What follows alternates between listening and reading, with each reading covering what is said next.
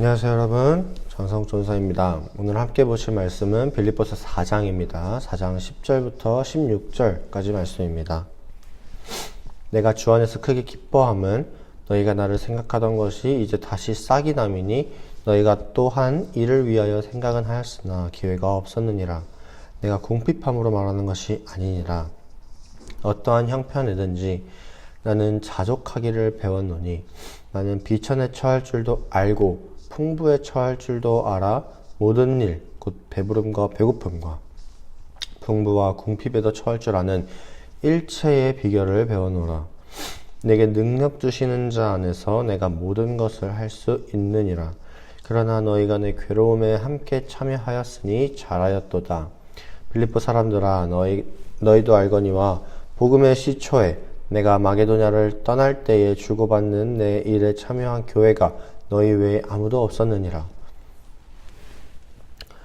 데살로니가에 있을 때에도 너희가 한 번뿐 아니라 두 번이나 나의 쓸 것을 보내었도다.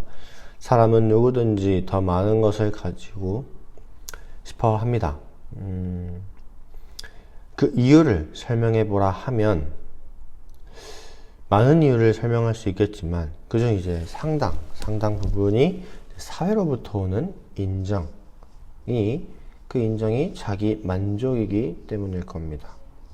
쉽게 말해서 이제 가진 게 많은 사람은 그만큼 사회로부터 인정을 많이 받고 조금 부족한 사람은 이제 좀 사회적으로 좀 낮게 보는 그런 어떤 시선들이 있죠. 그래서 이제 가진 게 많은 사람들은 더 인정도 많이 받기 때문에 자기 스스로도 자기가 가진 재물의 양과 사회로부터 얻는 그 인정에서 만족을 얻고 또 좀 가진 게 없는 사람은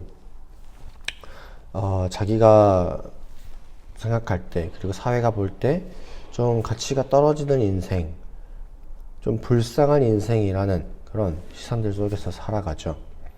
재물에 따라서 인생의 값어치가 달라지기 시작하는 겁니다. 이것이 오늘날 현대사회의 모습이죠. 재물에 지배당하는 겁니다. 근데 오늘 말씀을 보면 사도 바울은 그렇지가 않아요. 이 빌립보서는 옥중 서신으로서 말 그대로 바울이 옥중에 갇혀 있을 때 쓰여진 이 서신서입니다. 바울은 지금 옥중에 갇혀 있기 때문에 자유롭지 못한 상태예요. 그런데 이 빌립보 교인들이 바울에게 헌금을 몇 차례 보내옵니다. 멀리 떨어져는 있지만 이렇게 바울의 사역에 동참하는 거죠. 그런데 바울은 이 헌금에 대해서 기뻐하기도 하지만 다른 말도 해요. 바로 자족한다라는 겁니다. 11절과 12절을 보시면 나는 어떠한 형편이든지 자족하기를 배웠고 비천과 풍부, 배부름과 배고픔, 풍부와 궁핍에도 처할 줄 아는 일체의 비결을 배웠다라고 얘기를 합니다. 여러분, 자족이 무엇일까요? 자족이라는 단어는 그 사전적인 의미는 스스로 만족하는 거예요.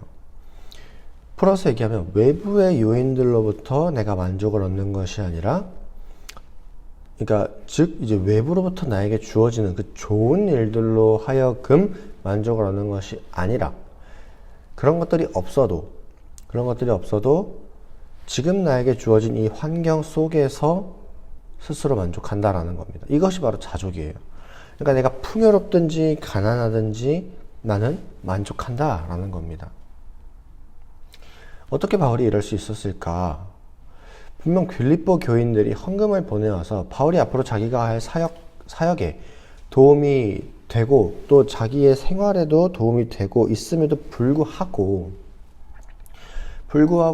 이것이 없어도 나는 만족한다고 말을 할 수 있을까요? 어떻게 이럴 수 있을까요? 바로 바울에게는 예수님이 있었기 때문입니다. 예수님이 바울의 능력이 되고 예수님이 바울의 만족이 되었기 때문입니다. 심지어 그거는 적당한 만족도 아니었고 적당한 능력도 아니었습니다. 완전한 능력이었고 부족한 것이 없는 능력이었죠. 완전한 만족이었습니다. 그래서 바울은 13절에서 이렇게 얘기하죠. 내게 능력 주시는 자 안에서 내가 모든 것을 할 수 있느니라. 그렇다면 우리는 어떤가요? 우리는 살면서 자족하면서 살아가고 있을까요? 그렇게 살아가고 있나요? 한번 곰곰이 생각해 볼 필요가 있죠. 사실 우리는 너무나도 당장의 삶에 익숙하기 때문에 자족이 뭔지 사실 잘 몰라요. 내가 자족하면서 살아간다고는 하지만 정확하게 한번 돌이켜 생각해 보면 우린 자족이 뭔지 모를 때가 참 많습니다. 무슨 말이냐면 아까 제가 말한 것처럼 자족이란 외부의 요인 없이 주어진 내 당장의 환경 속에서 스스로 만족하는 걸 얘기하죠. 그런데 우리도 모르는 사이에 그 최소한의 기준이 있어요. 최소한 이 정도까지는 내가 부족해도 괜찮다, 만족할 수 있다라는 게 있다는 말이에요. 근데 그 이상으로 부족해지면 어떻게 돼요? 그런 상황 속에서 우린 과연 만족할 수 있을까요?